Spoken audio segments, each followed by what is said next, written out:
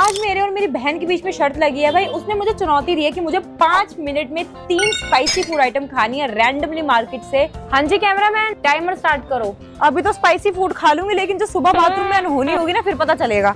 चलो इसी बहाने मोमोज खाने का मौका मिल गया। आ जाओ भैया, प्लेट वेज मोमो।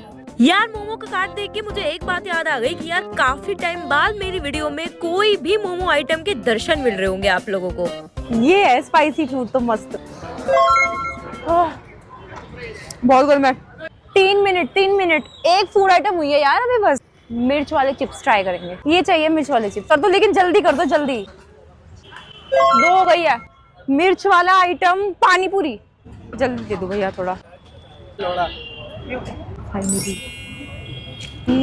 33 सेकंड बचे हुए हैं और मैंने 3 चीजें कंप्लीट करनी है। वैसे भी छोटी बहन से हारना ना बहुत बेइज्जती वाली चीज हो जाती है।